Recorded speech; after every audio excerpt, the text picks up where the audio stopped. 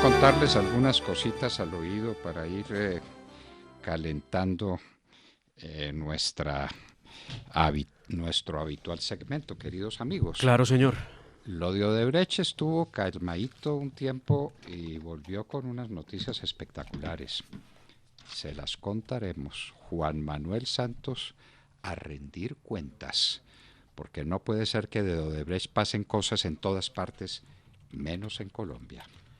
Les contaremos también que el asbesto va a plenaria de la Cámara de Representantes. Revivió. El alcalde de Bogotá, Peñalosa, es amigo del asbesto. ¿Por qué será? Hay un incendio en Casanare, en un sitio llamado La Cabulla. Se incendió un camión cargado de combustibles. ¿O lo incendiaron? Cabe preguntarse. Convenio de Rusia y China sobre Huawei. Vieron que el premier de China visitó a Putin y que convinieron entre los dos enfrentar el desafío americano.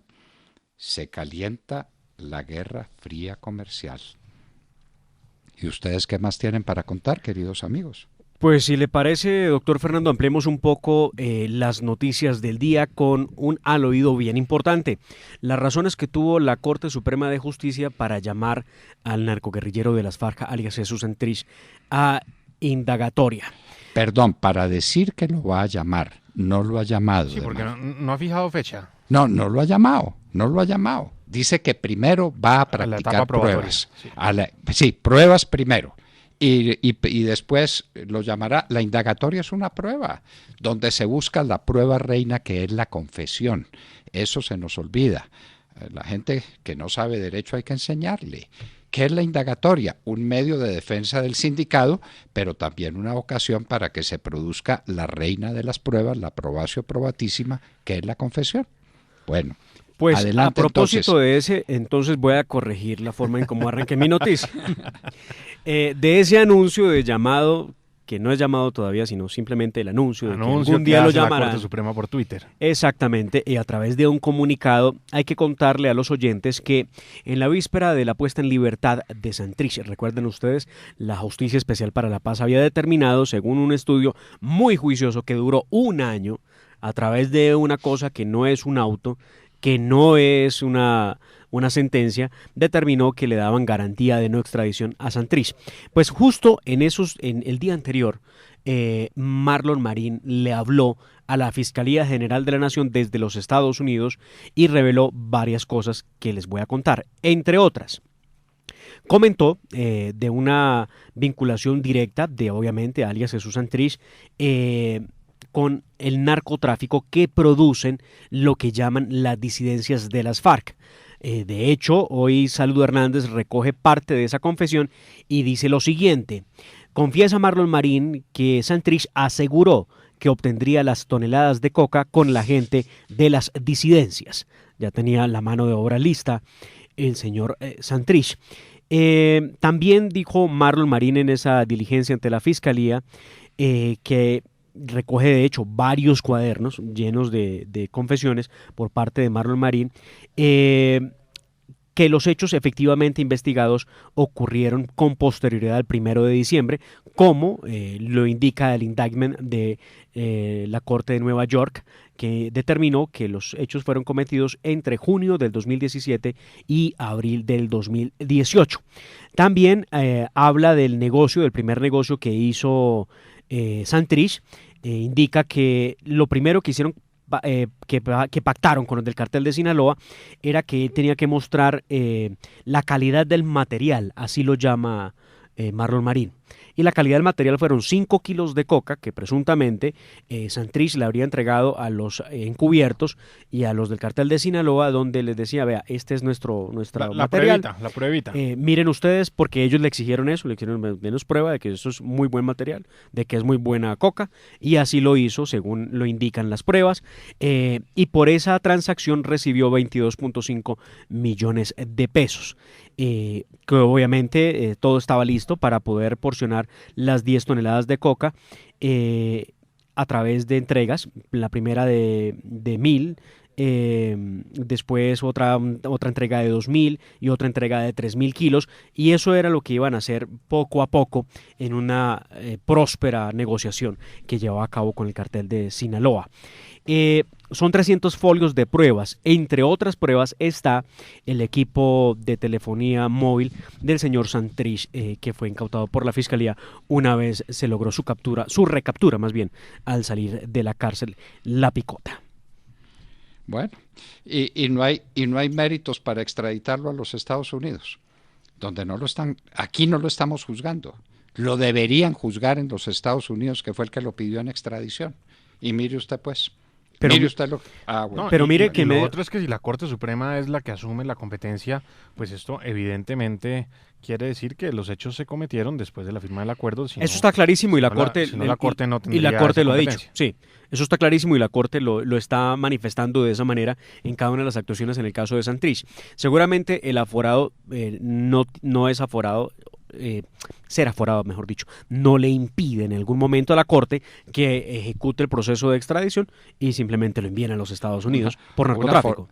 Un aforado de mentira y de chiste porque no se ha posesionado como representante a la Cámara. Ergo, no es representante a la Cámara ese bandido. Hay que meterlo entre un avión y mandarlo a los Estados Unidos. Y salimos del problema. Hay que crear los hechos de mar, pero en fin.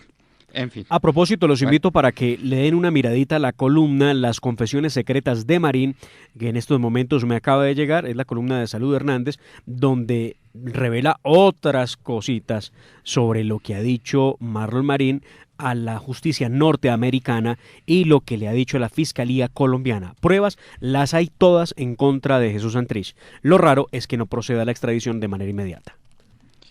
Muy bien. Entonces... eso tenemos muchas más cosas. Por ejemplo, que la carretera ya no es un desastre. Un desastre nacional. Sí. Prácticamente ya no existe, porque esos derrumbes pues la están sepultando de a poquitos.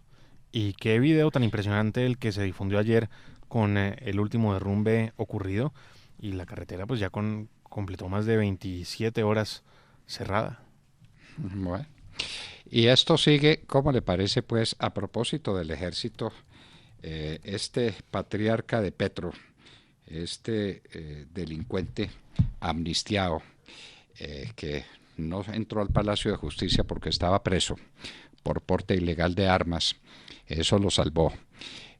Ayer revelando un video de unos entrenamientos del ejército. ¿De los lanceros? De los lanceros. No. De los lanceros.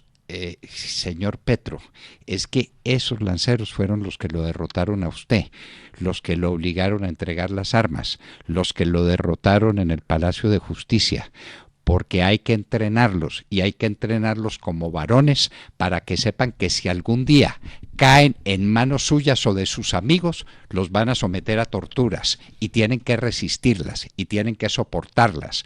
Un lancero es todo un varón.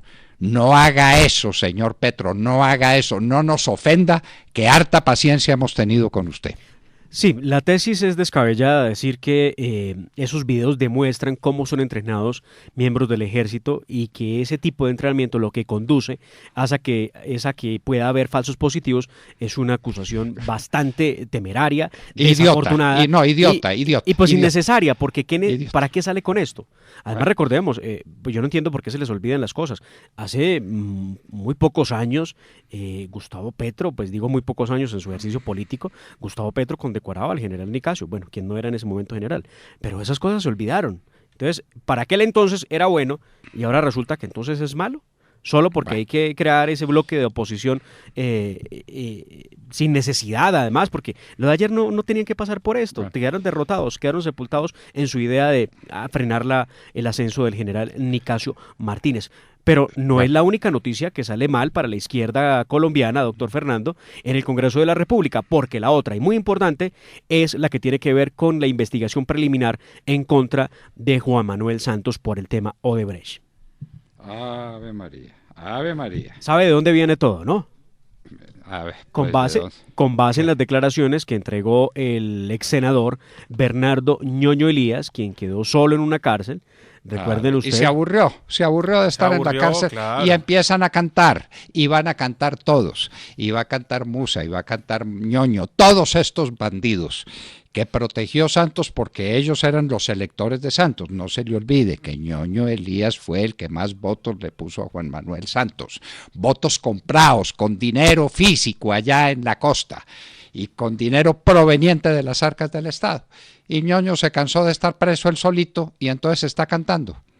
Sí, a partir la audiencia para escuchar a Bernardo Ñoño Elías será el 17 de junio y esperan ampliar las declaraciones que recogió la periodista Vicky Dávila en una columna que, si mal no recuerdo, se llamaba Dejen hablar a Ñoño. Sí. Muy bien. ¿Y usted que fue víctima del asbesto, qué opina de esta ley que va a la Cámara para hablar sobre el asbesto? Pues es un avance ver que llega a plenaria de la Cámara de Representantes un proyecto que han archivado ¿cuántas veces? 7 veces. 7, ¿no? 7 ya. Ah, Pero pues es y un avance. dígame por qué Peñalosa está defendiendo el asbesto.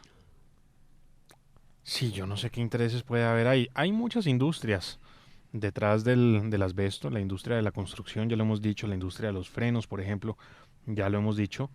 Pero bueno, y claro, les interesa que se frene esta iniciativa de prohibir el asbesto a nivel nacional, un asbesto que está matando gente y la gente pues no lo sabe. Mucha gente se ha muerto de enfermedades relacionadas con el asbesto, Pues precisamente, particularmente de Ana, cánceres como el mesotelioma, que sí, como usted lo dice, es el que yo tuve, pero bueno, mucha gente se muere de eso sin saber que el asbesto los está matando. nosotros conocimos a Ana Cecilia Niño, de hecho ella estudió comunicación social, tuvimos la oportunidad de compartir con ella aula de clase.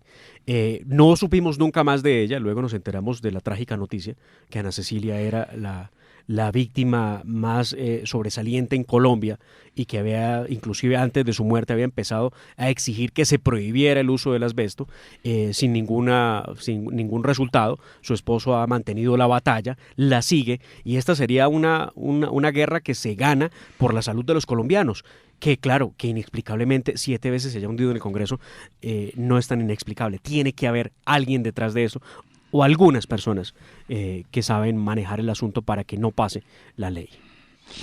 Bueno, queridos amigos, quiero contarles una noticia que viene de los Estados Unidos y que es supremamente delicada para Trump.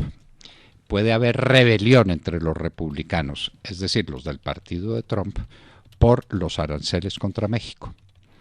Es que los aranceles contra México, ¿ustedes han oído hablar aquello del tiro en el pie? Claro. El que dispara y se pega un tiro en el pie. Eso es un tiro en el pie. México es el gran aliado de Colombia. Gran parte de la industria mexicana, o una parte muy importante, tiene inversión de los Estados Unidos. Eso es lo que mantiene a México, el desarrollo de México.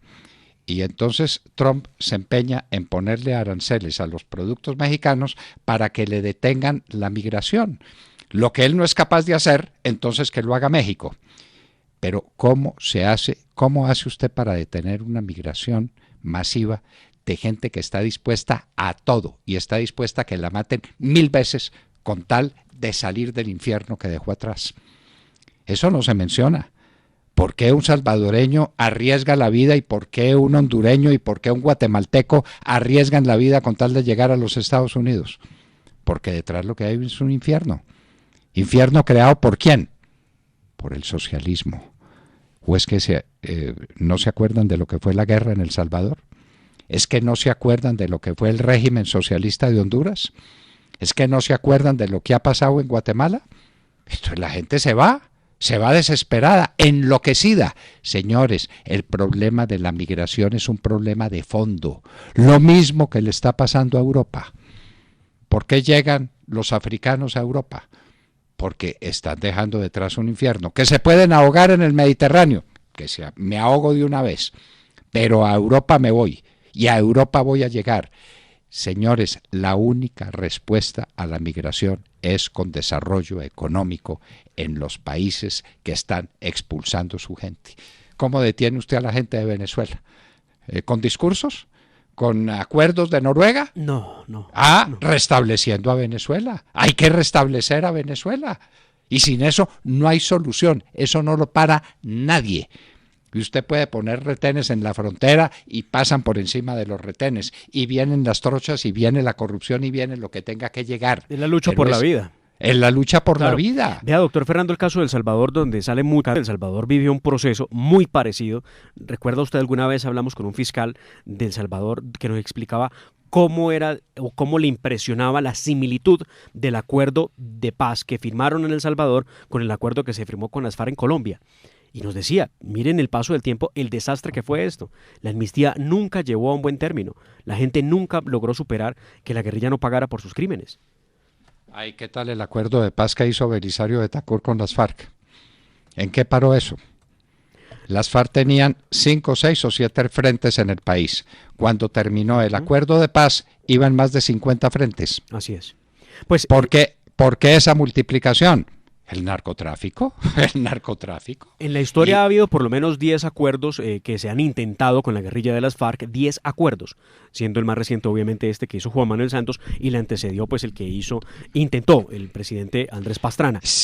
Sí, pero Andrés Pastrana no les entregó el país. Se levantó Andrés- de la mesa a tiempo y puso el orden. Sí. Sí, claro, pero y eso fue un desastre, fue una calamidad el intento de Andrés Pastrana, pero no entregó el país. Juan Claro, Manuel ninguno Santos como ese. sí es el único que hizo acuerdo entregándoles el país a los bandidos, porque lo entregó, les entregó la justicia, les entregó el Congreso, les entregó la economía colombiana, ha prohibido bombardear los campamentos de las FARC, prohibido regar glifosato contra la cocaína, prohibido extraditar a estos bandidos, les entregó el país. Mira, a propósito de eso y de su columna, doctor Fernando, sigo encontrando cosas que vale la pena resaltar de la sentencia de la Corte Constitucional, la C-379 del 2016, que definía el alcance y lo que sería la constitucionalidad del plebiscito que ganó el pueblo colombiano cuando le dijo no a los acuerdos con las FARC. Dice esta sentencia que el acuerdo de paz corresponde a una decisión política del presidente de la República que carece de naturaleza normativa en sí misma, considerada se trata de una serie de compromisos entre las partes comprometidos como una agenda política susceptible de implementación posterior. Lo que significa claramente, queridos compañeros y oyentes de la Hora de la Verdad, que no contiene ni podrá contener proyectos específicos de legislación o de enmienda constitucional que se pretendan incluir directamente en el orden jurídico. Lo dice la sentencia. Además, anota que este tipo de acuerdo o este acuerdo no se puede entender nunca como un conjunto de disposiciones jurídicas definidas para poder alterar o cambiar el ordenamiento jurídico colombiano. ¿Cómo le parece? Y lo dice la misma Corte Constitucional que ahora está diciendo todo lo contrario, ¿no? Y que está diciendo que el acuerdo es jurídicamente válido y que todas las cosas que salieron del acuerdo son válidas y que lo que dijo el pueblo colombiano en las urnas con el no rotundo y categórico a ese acuerdo no vale nada por una proposición del Congreso. Esa es una cosa que el país no recuerda bien. Claro, Ahí- recordemos que así fue y lo han narrado varias veces, inclusive el presidente Uribe, cuando ganó el no. Recuerda usted, Juan Manuel Santos había anunciado que inclusive eso costaría, que eso tenía un costo político y muchos... Habló de su renuncia. Sí, exacto, y Ay. muchos nos emocionamos porque dijimos, vea, si se derrota, pues se va. Salimos de este Se va hombre. el presidente y resulta que no, pues obviamente se quedó con toda su séquito de hombres que cuidaban los intereses de las FARC y se atornilló en la presidencia de la República.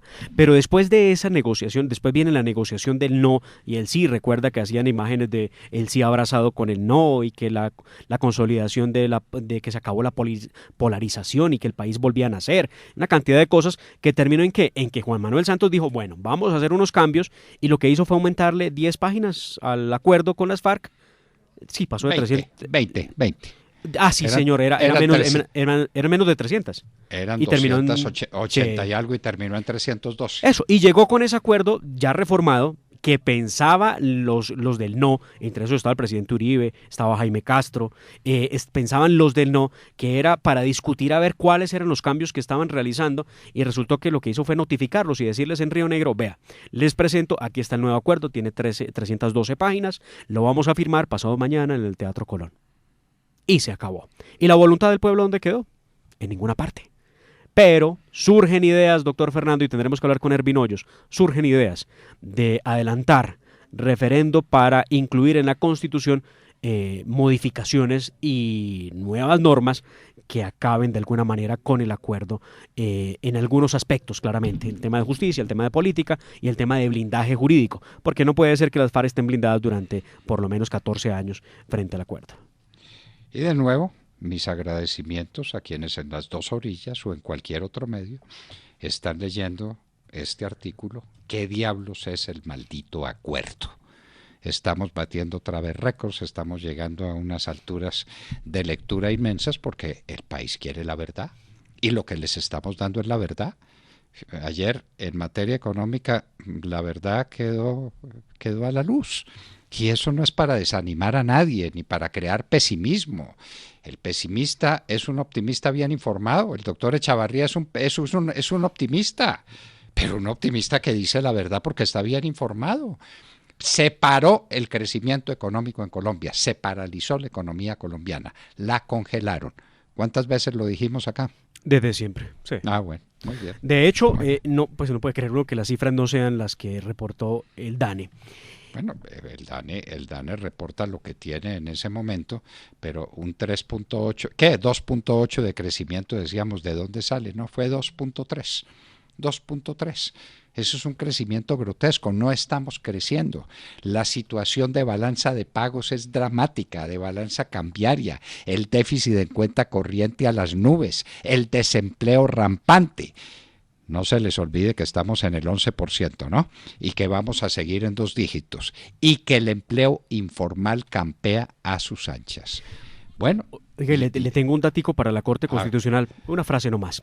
Sí. En Colombia se fumiga con glifosato el 80% de las plantaciones de arroz, el 75% de las plantaciones de café, el 60% de las frutas que consumimos y nadie muere de cáncer.